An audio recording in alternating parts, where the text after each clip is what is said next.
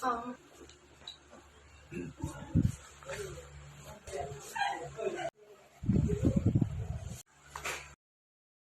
I'm Angel Dorothy Villareno from HRS2E.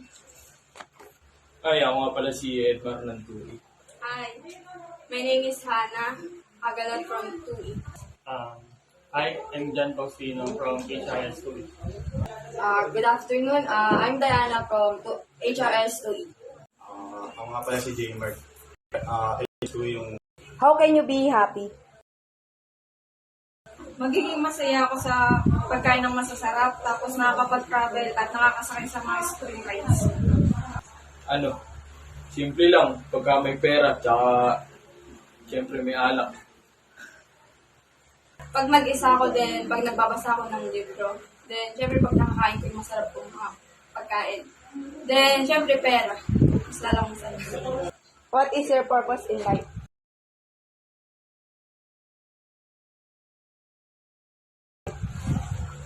Siguro makapagtapos ng pag-aaral, tapos makatulong sa pamilya ko. Then, gusto kong tulungan yung mga parang street children, ganun.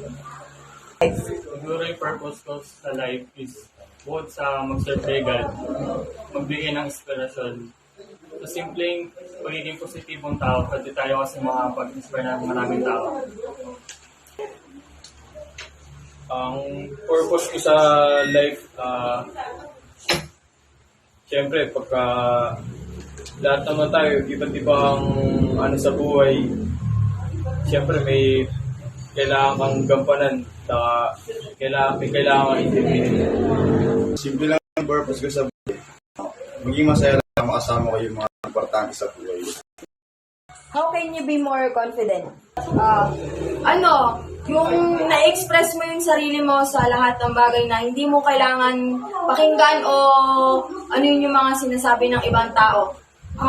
I think I could be more confident by doing the best out of me without having any insecurities about other people. Do you believe that you are a good or bad person?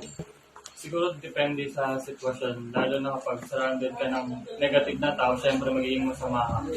Siguro mas pipiliin ko na lang na maging surrounded ako sa mga taong positibo para outcome nun positibo din. I believe mabuti naman ako kasi hindi ako naninira ng iba. Nagiging na ako kapag kasama ko yung tropa. Siguro depende yun sa nakakasama mo, sa mga taong nasa paligid mo. Ako kasi inaamin ko naman na medyo masama yung ugali ko, pero mas mainam na totoo ka sa sarili mo. Depende sa sitwasyon. Pagka ipit ka na kasi syempre, hindi mo na pipiliin na maging mabuti ka pa kasi syempre. Doon ka na lang sa magiging masama ka para kahit pa paano at least hindi mo naman pinega yung sarili mo.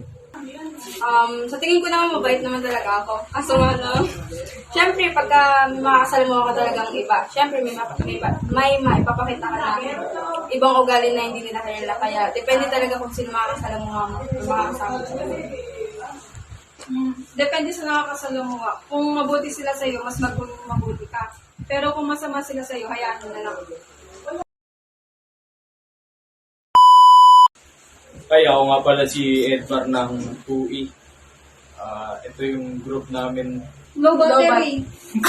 Mamatay na yun. Tulog mo na kayo may konti. Medyo lang. Sige lang. Go, paano?